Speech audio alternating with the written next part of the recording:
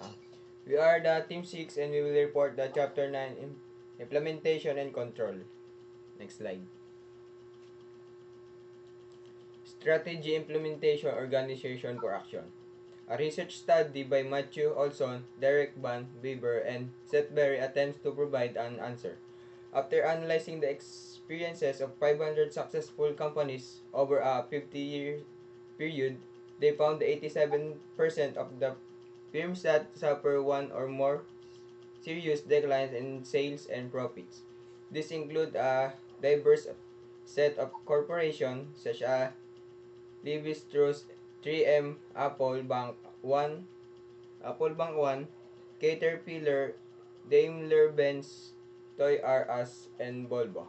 The strategy implementation is the sum total of activities and choices required for an execution of a strategic plan. It is the process which its objectives, strategies, and policies are put into action through the development of programs, budget, and procedures. Next slide. This is the table of environmental scanning strategy, formulation, strategy formulation, strategy implementation, evaluation, and control. Uh,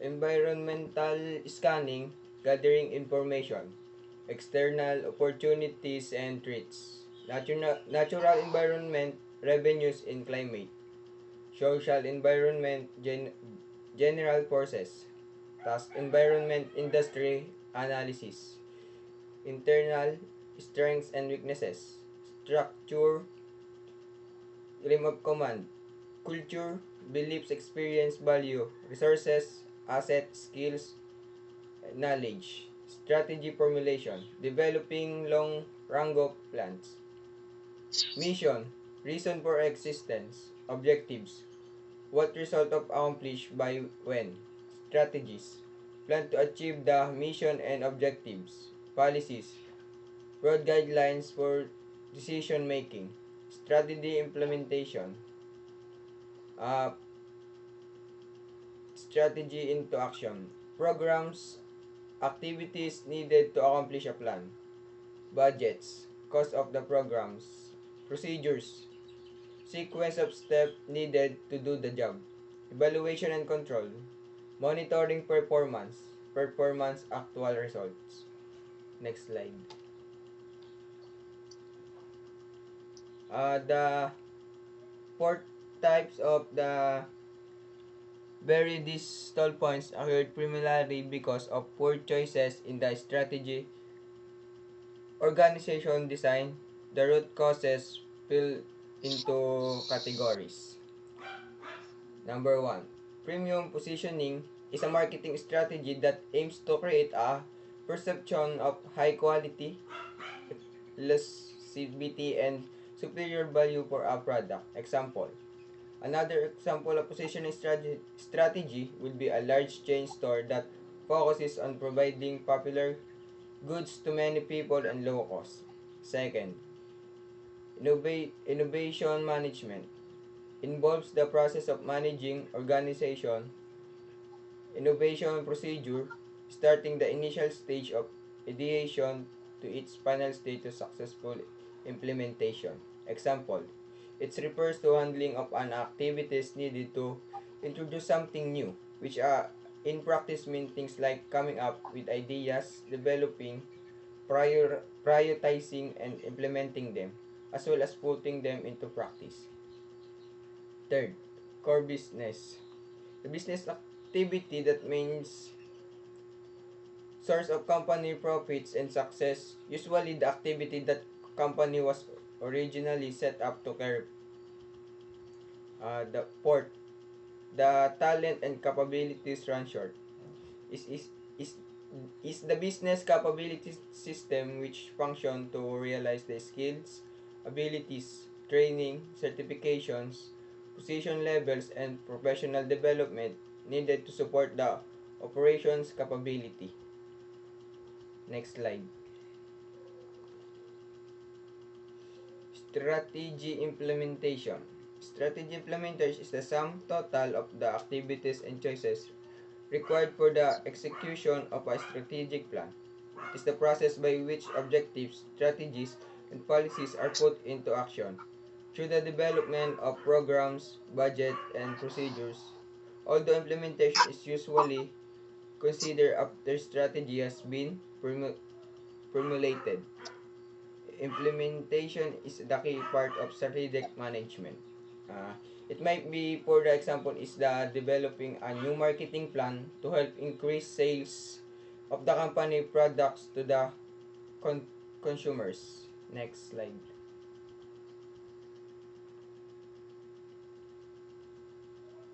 A survey of 95 Fortune 500 firms revealed that for more than half of a corporation experience the following 10 problems when they attempt to implement a strategic change. These problems are listed in order of frequency.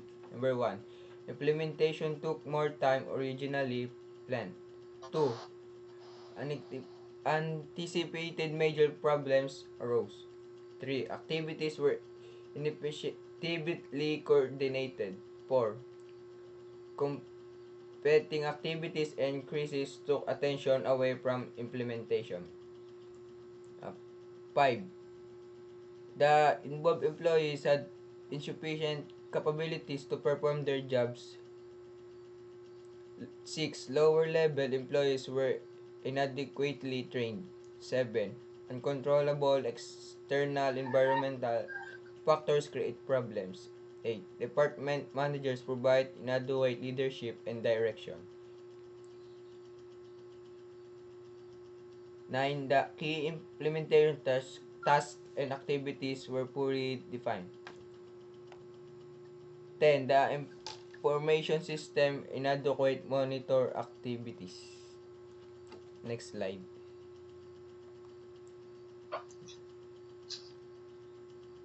Who implement strategy? Depending on how a corporation organized, those who implement strategy will probably be a much more diverse set of people than those who it. Formulate it. In most large multi-industry corporations, the implementers are everyone in the organization. Example is the senior leadership and management.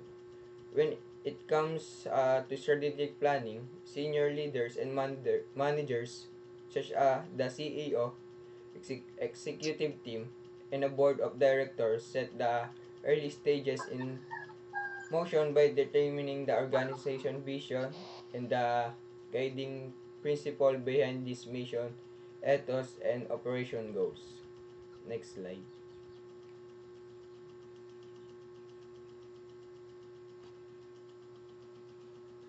The managers of division and function areas work with their fellow manager to develop programs, budgets, and procedures for the implementation of strategy. They also work to achieve synergy among the divisions and functional areas in order to establish and maintain a company distinctive competence. Next slide. Developing programs, budget, and procedure. Strategy implementation involves establishing programs to create a series of a new organizational activities, budget to allocate funds to the new activities, and procedure to handle day-to-day details. Developing is a program are developed, the budget process begins. Planning a budget is the last real check or a corporation has on the feasibility of its selected strategy. Procedures are system of sequential steps or techniques that describe in the detail how a particular task or a job is to be done. Next slide.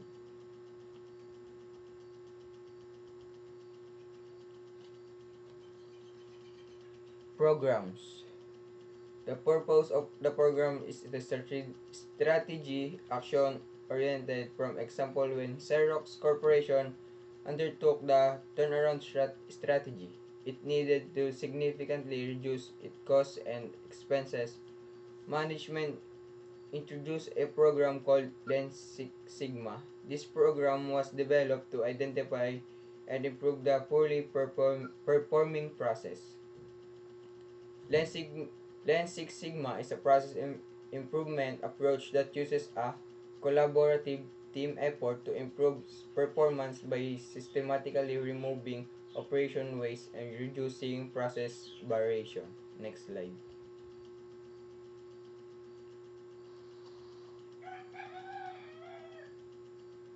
Environmental issue.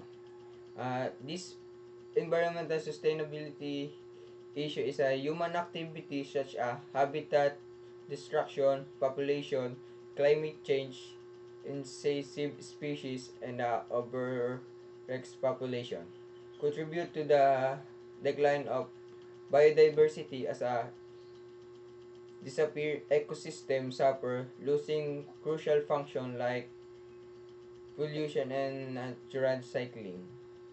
Next slide.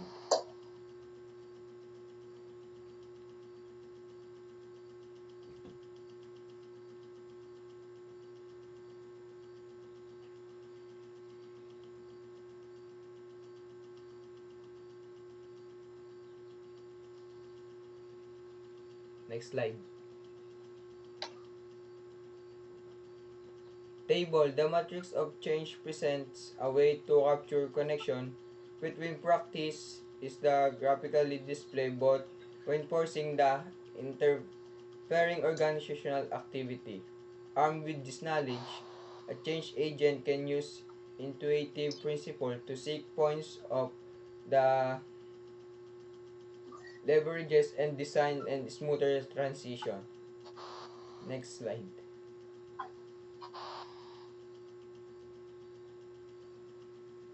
Okay, next slide.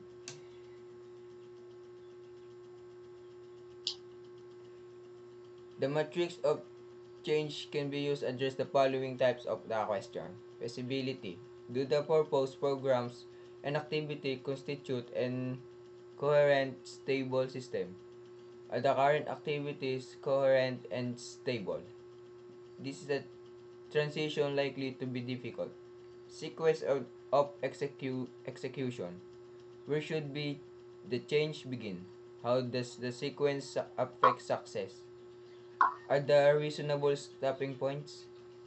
Location. Are we better off instituting the new program as a new site or can we recognize the existing facilities at the reasonable cost? Pace and nature of change. Should the change be slow or fast? Incremental or radical? Which blocks of current activities must be changed at the same time? Stakeholder evaluations. Have we overlooked any important activities or interaction? Should we get further input for interested stakeholders?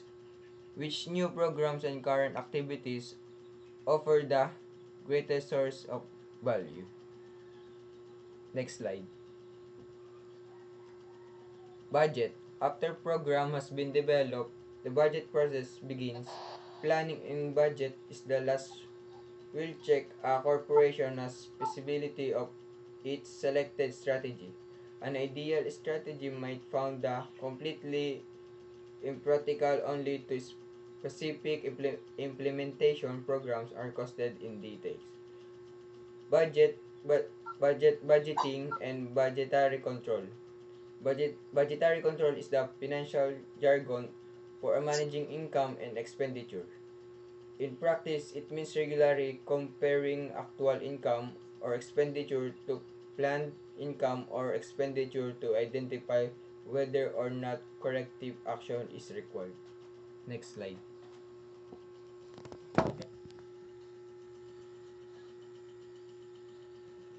Procedures. After the program, divisional and corporate budgets are approved. Procedure must be developed. Often called standard operating procedures, they typically detail the various activities that must be carried out to complete a corporation's program. Also known as organizational routines, procedures are the primary means by which organizations accomplish much of what they do. So once in a place, procedure must be updated to reflect any changes in technology as in strategy. For example, a company following a differentiation competitive strategy manage its sales for more closely than does a firm following a low-cost strategy. Differentiation requires long-term customer relationship created out of close interaction with the sales force and in-depth understanding of the customer's needs provides the foundation for product development and improvement. Achieving synergy. Synergy is said to exist for a divisional corporation if the return on invest of each division is greater than what the return would be if each division were an independent business. According to Gould and Campbell, synergy can take place in one of six forms. Number one is shared know-how. So sa shared know-how, it is combined units often benefit from sharing knowledge or skills. This is a leveraging of core competencies, coordinated strategies. Aligning the business strategies of two or more business units may provide a corporation significant advantage by reducing inter-unit competition and developing a coordinated response to common competitors. Shared tangible resources. Here, combined units can sometimes save money by sharing resources such as a common manufacturing facility or R&D lab. Economies or of scale or scope. Here, coordinating the flow of products or services of one unit with that one of another unit can reduce inventory, increase capacity utilization, and improve market access. Full negotiating power. So here, combined units can combine their purchasing to gain bargaining power over common suppliers to reduce costs and improve quality. The same can be done with common distributors. New business creation. So, in new business creation, exchanging knowledge and skills can facilitate new products or services by extracting discrete activities from various units and combining them in a new unit by establishing joint ventures among internal business units. How is strategy to be implemented? Organizing for action. Before plans can lead to actual performance, a corporation should be appropriately organized, programs should be adequately staffed, and activities should be directed toward achieving desired objectives. So, a firm should be well organized, programs should have enough people, and operations should be focused on accomplishing desired objectives before plans can result in actual performance. Structure follows strategy. In a classic study of large U.S. corporations such as DuPont, General Motors, Sears, and Standard Oil, Alfred Chandler concluded that structure follows strategy, that is change in corporate strategy lead to change in organizational structure. Chandler therefore proposed the following as the sequence of what occurs. Number one, new strategy is created. 2. New administrative problems emerge. 3. Economic performance declines. 4. New appropriate structure is invented. 5.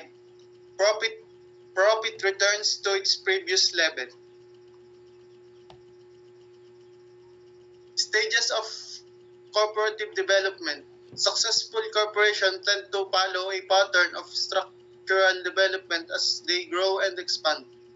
Beginning with the simple structure of the entrepreneurial firm in which everybody does everything, successful corporations usually get larger and organized along functional with the marketing, production, and finance department. So successful corporations grow and expand typically following a structural development pattern starting with the entrepreneurial firm and expanding to include marketing, production, and finance departments. Stage 1, simple structure. Stage 1 is typified by the entrepreneur who founds a company to promote an idea, a product or service.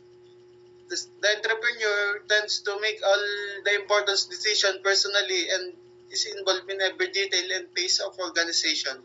Stage 1 describes Oracle Corporation, the computer software firm, under the management of its co-founder and CEO Lawrence Ellison.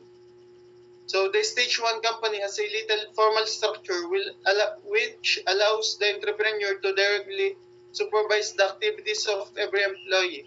Planning is usually short range or reactive. The typically managerial functions of planning, organizing, directing usually perform to a very limited degree if at all. The greatest strengths of a stage 1 corporation are its flexibility and dynamism. The drive of the entrepreneur energizes the organization in its struggle for growth. Its greatest weakness is its extreme reliance on entrepreneur to decide general strategies as well as detailed procedures.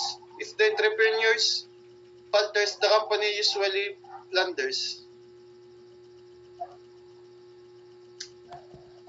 So here is the table for factors differentiating stage 1 and stage 2, 3 companies.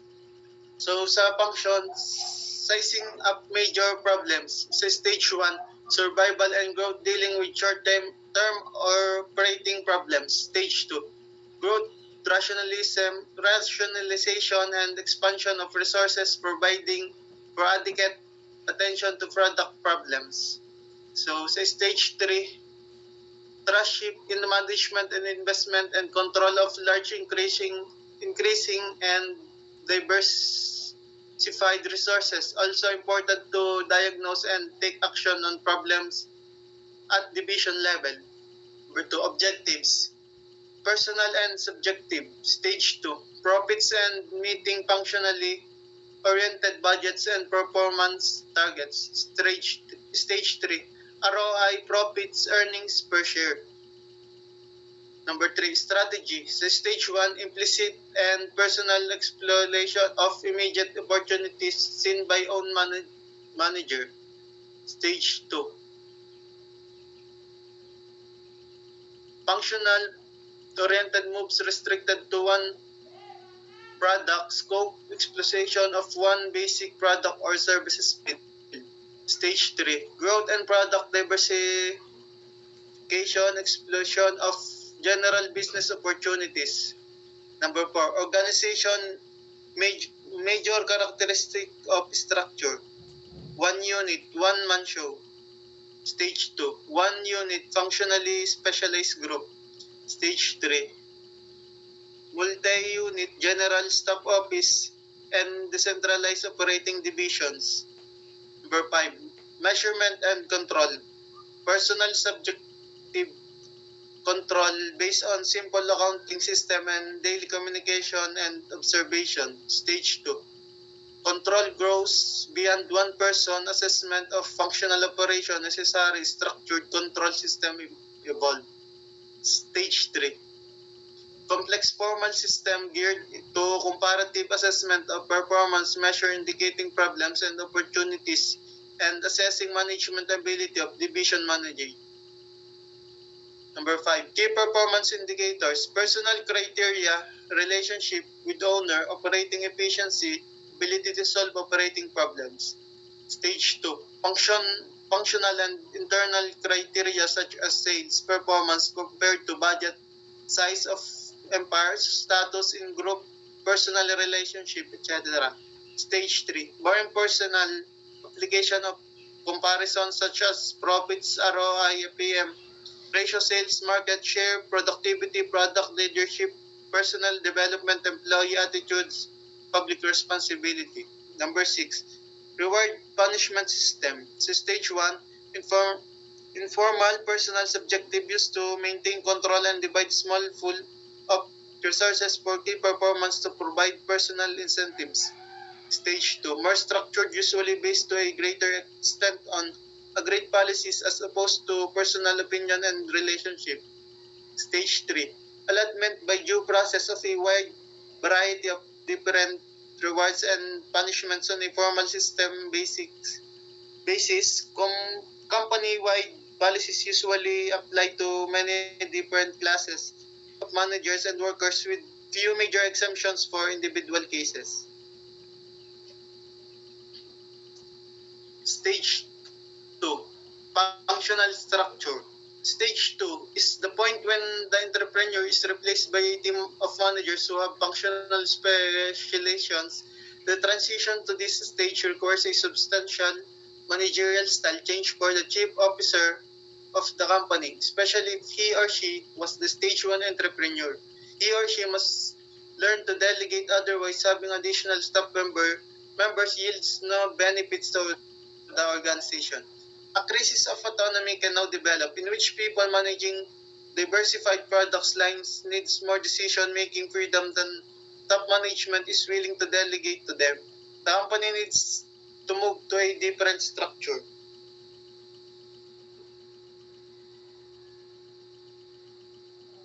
The entrepreneur is replaced by a group of managers with functional specialization in stage 2.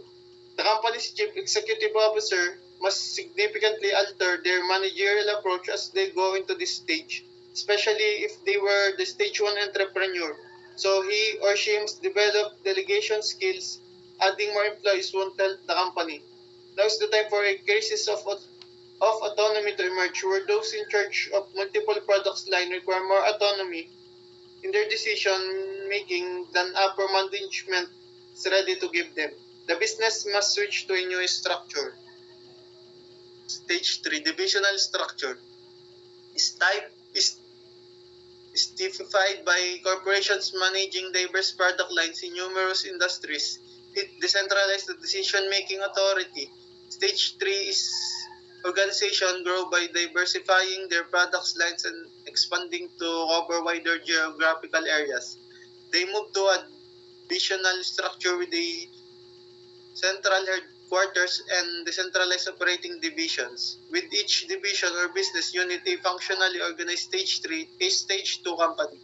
They may also use a conglomerate structure if top management chooses to keep its collection of stage 2 subsidiaries operating autonomously. A crisis of control can now develop in which the various units act to optimize their own sales and profits without regard to the overall corporation whose headquarters seems far away and almost irrelevant.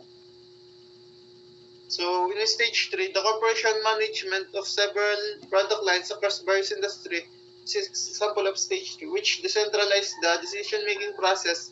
Organizations in stage 3 develop by expanding to new geographic markets and broadening their product offerings. They transition to a divisional organization with decentrally located corporate headquarters and decentralized operating divisions, each of which is functionally organized stage 2 firm. If top management decides to maintain autonomy of its collection of stage 2, subsidiaries may employ conglomerate structure. It is now possible for a control crisis to arise in which the many divisions act to maximize their own sales and profits without taking the firm as a whole, whose headquarters appear more remote and essentially irrelevant into account.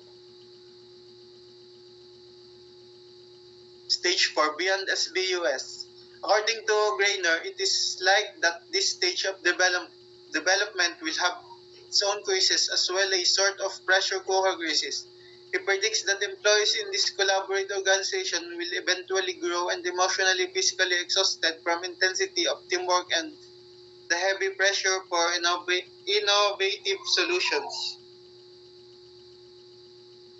So these structures emphasize collaboration over competition. In the managing of an organization, multiple overlapping projects and developing business, the matrix and the network are two possible candidates for a first stage in corporate development, a stage that not only emphasizes horizontal over vertical connection between people and groups, but also organize work around temporary projects in which sophisticated information systems support collaborative activities.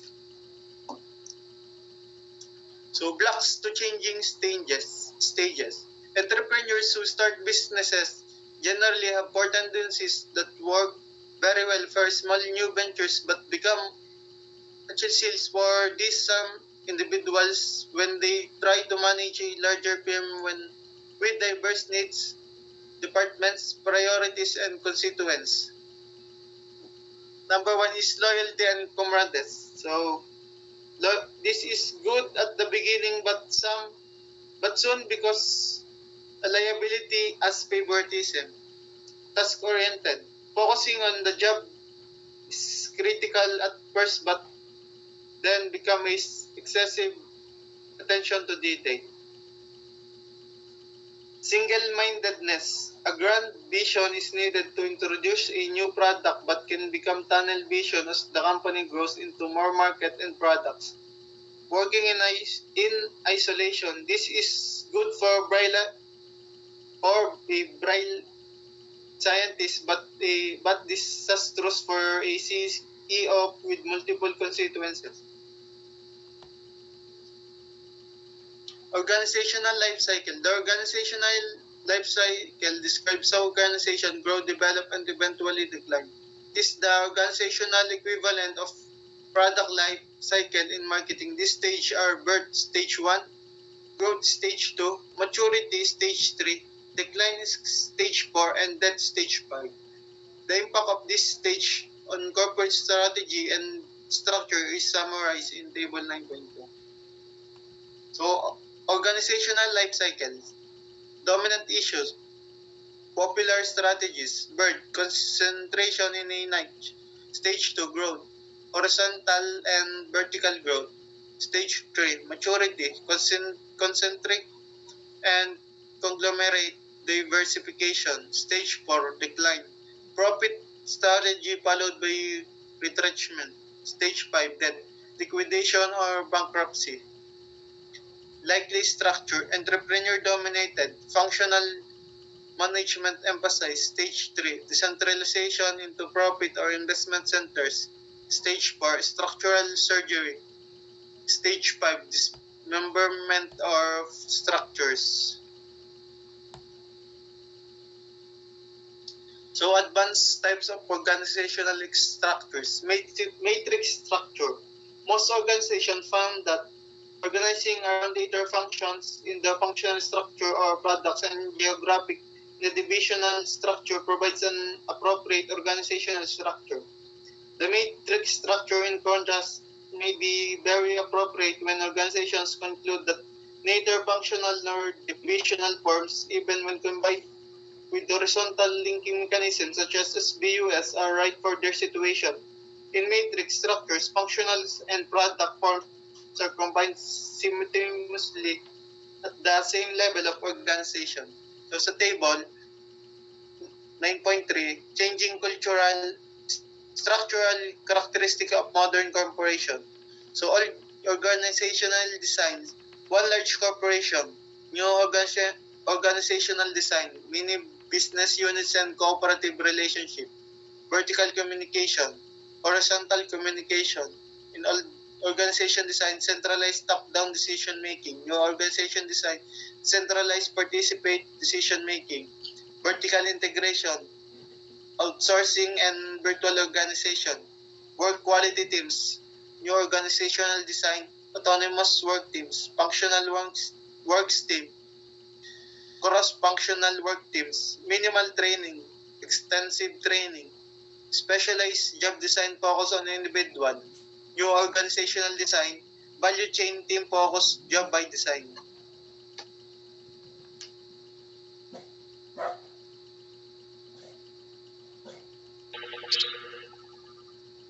Matrix structure.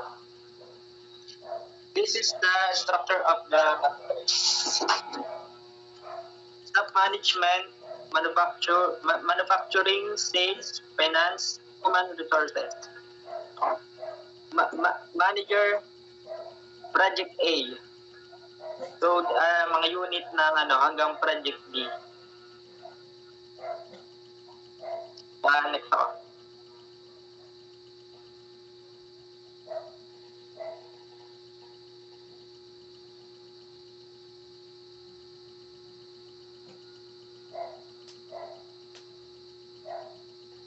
The matrix structure is type of organization reporting structure set up like matrix or grid.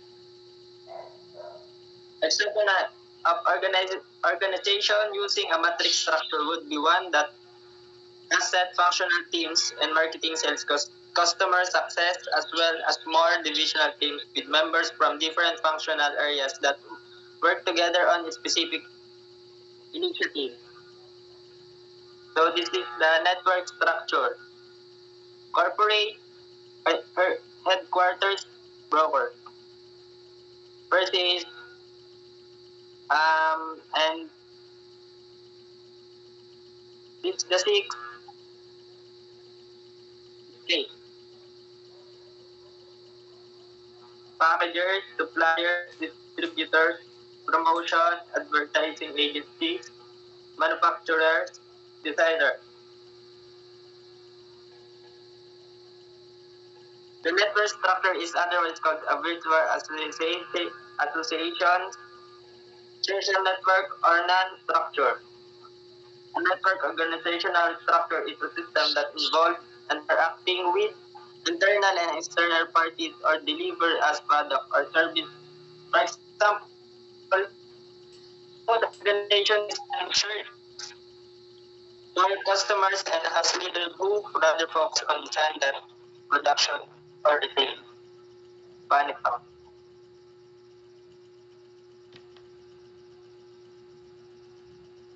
David and Lawrence, authorities on the matrix form of organizational, propose that three distinct phases exist in the development of the matrix structure. One, temporary cross-functional task forces. These are the initially used when a new product line is being introduced. A project manager is in charge as the key or horizontal link. J&J experience with cross-functional teams in drug group led into team. Cross-functional, temporary cross-functional were initially used when a new product line is being introduced. Next.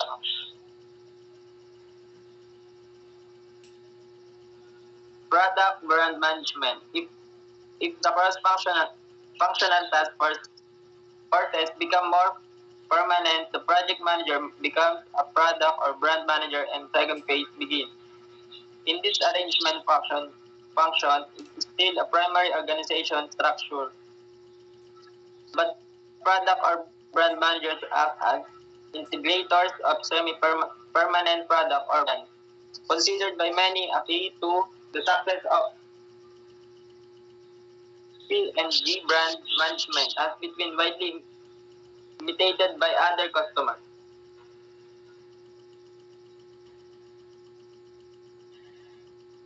Brand management is a process of entails various methods, logo, packaging, design, price, advertising, and etc. to boost the perceived value of specific brand or product.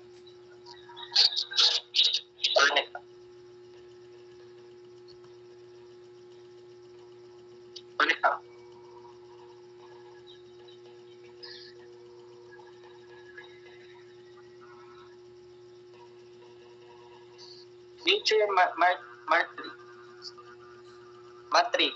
The third and final phase of matrix development involves a true dual authority structure. Both the functional and product structures are permanent. All employees are connected to both of vertical functional, superior, and horizontal product manager. Functional and product manager have equal authority and must work well. The purpose of a mature matrix is to measure how well their business or product is doing and how capable they are of continuously improvement.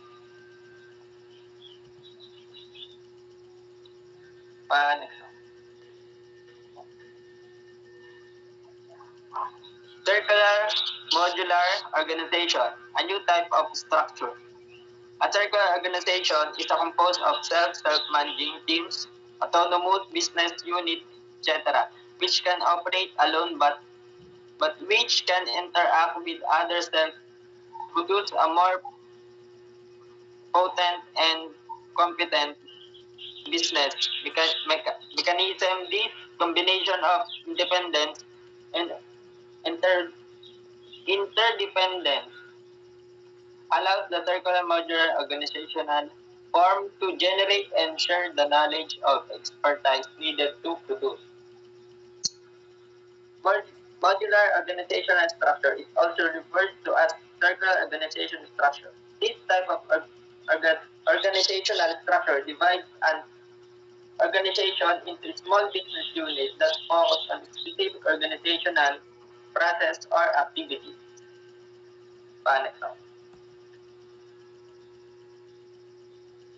Engineering and strategy implementation. Engineering is the radical redesign of business processes to achieve major gains in cost service. At the time, it is not in, in itself a type of structure, but it is an effective program to implement a turnaround strategy.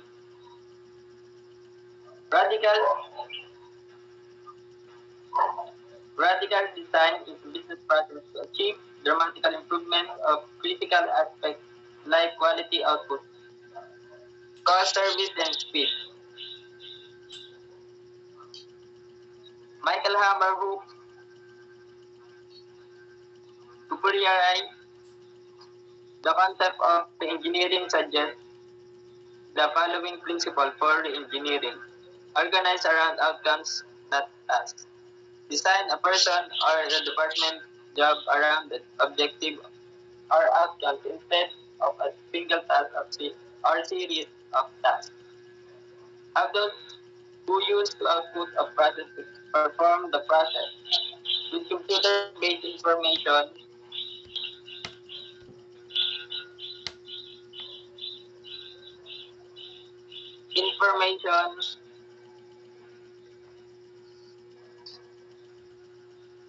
system process can now be re-engineering so that the people who need the result of the process can do it themselves.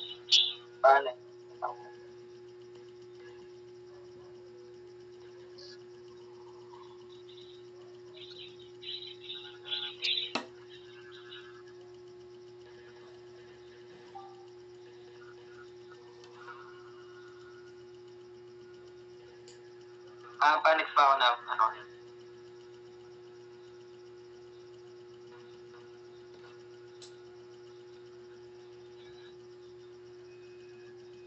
Subsume information processing work into the real work. The produce the information people or departments that produce information can also process it for use instead of just sending raw data to other in the organization. Then interpret. Work into a real work that produces information. Take advantage of a new technology and let frontline employees process information by themselves. With geographically dispersed resources, though they were centralized. Treat geographical dispersed resources, though they were centralized, where modern information system companies can provide flexible service locally while keeping the actual resources in a centralized location for coordination purposes.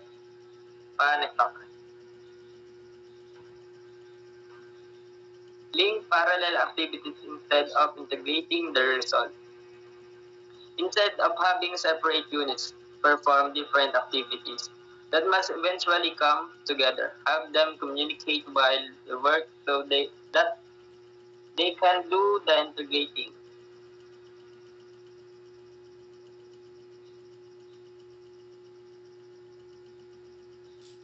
Put the decision point where the work is performed and build control into process. The people who do the work should make decisions and be self-controlling.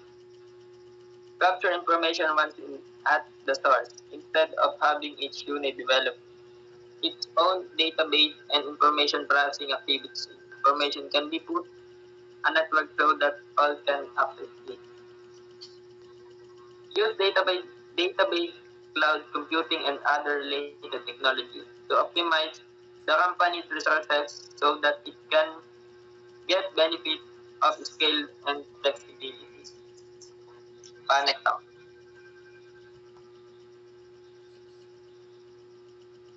Six Sigma. Six Sigma is an analytical method for achieving near perfect results on a production line. Although the emphasis is the reducing product variance in order to do boost quality and efficiency, it is increasingly being applied to accounts receivable, sales, and R&D.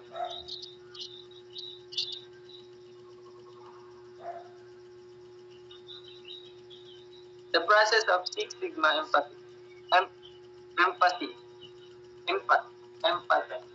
5 steps. Define a process where results are poorer than average. 2. Measure the process to determine exact current performance. 3. Analyzing the information, the pinpoints where things are going wrong. Improve the process and eliminate the error. 5. Establish controls to prevent future defects. 10. Accurate. 1.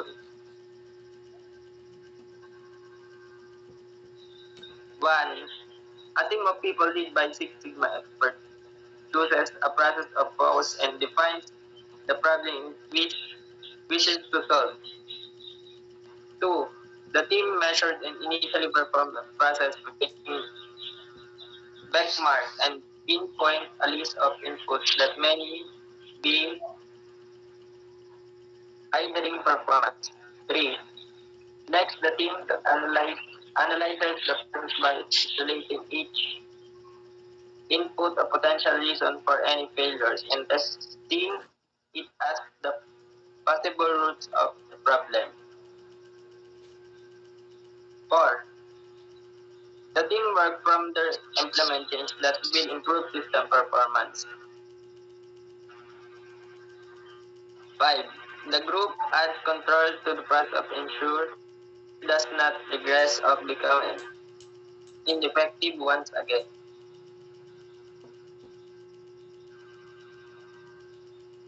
Next up.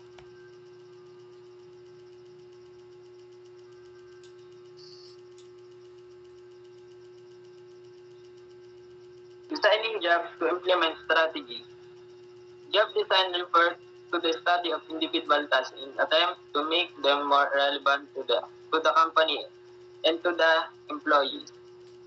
To minimize some of the adverse consequences of task specialization, corporates have turned to new job design techniques, job enlargement, combining tasks to give a worker more than the same type of duties to perform job. Rotation, moving workers through several jobs to increase variety. And jobs in enrichment, altering the jobs by giving the worker more autonomy and control over activity.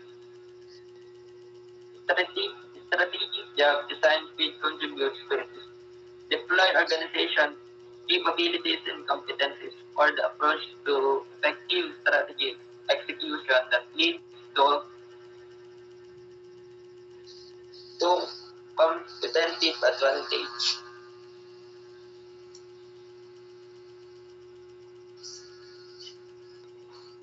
Uh,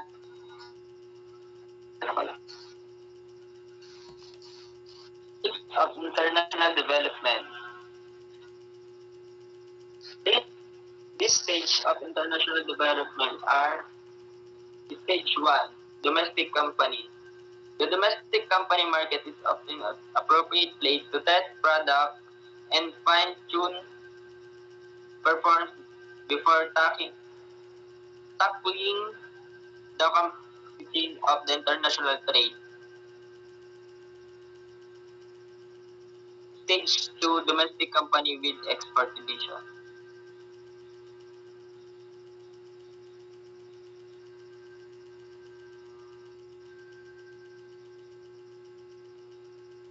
Before venturing into a familiar market, companies should prepare themselves properly by analyzing how success, successful the past product or service may be in a potential market to export can narrow the target market on the 3 or 4.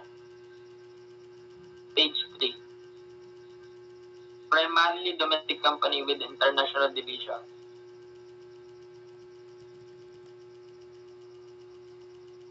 When implementing an export plan, it's advisable to begin modest modestly by testing the market of graduated strategy enables the novice exporter to acquire practical experience in the market without accruing unnecessary unmanageable risk. Sales have been larger or unexpanded activity should follow. Stage 4. Multinational corporation with multi-domestic emphasis.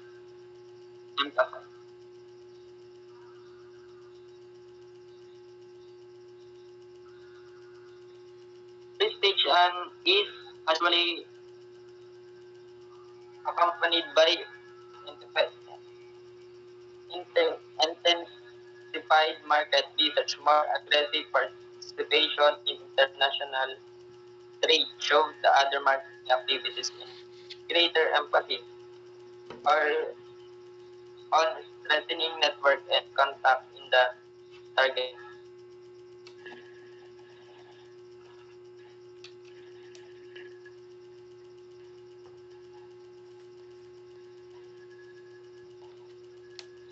Stage 5.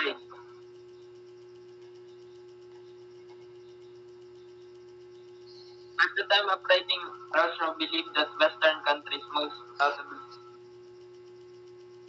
notably the United States occupied this last developed stage. Whereas the country economy rises in the capitalism system characterized by mass production and consumerism. Panexo. Centralization versus decentralization. A basic dilemma an MNC faces is how to organize authority centrally so that it operates as a